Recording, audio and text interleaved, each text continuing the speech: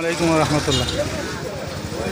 প্রিয় দেশবাসী, আপনারা দেখতে পাচ্ছেন একটি হাতি।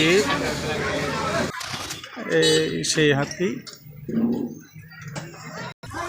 আপনারা দেখতে পাচ্ছেন, সেই হাতি দিয়ে একটা লোক চাঁদাবাজি করতেছে। যদি হাতির খাবারের প্রয়োজন পড়ে, রোজ 500 ইনকাম করে, রোজ 5000, এরকমভাবে মানুষের কাছ থেকে টাকা হাতিয়ে নেই চাঁদার মাধ্যমে। এই যে দেখেন, একজন মুরব্বী গরিব মানুষ, উনিও এরকমভাবে তার কাছ থেকে চাঁদা নিতেছে।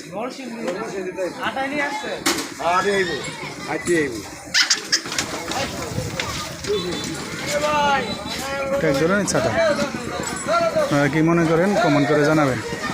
এক ধরনের চাঁদা ছাড়া যদিও মানুষ আনন্দ পাচ্ছে, মানুষ দিচ্ছে, কিন্তু আসলেই না দিলে মানুষের উপরে এরকম ভয় দেখায় বা আটকিয়ে রাখে, ছাড়ে না। তার কারণে এরকম মানুষের জোর করেও বলা যায় তাদের কাছ থেকে টাকা নিচ্ছে।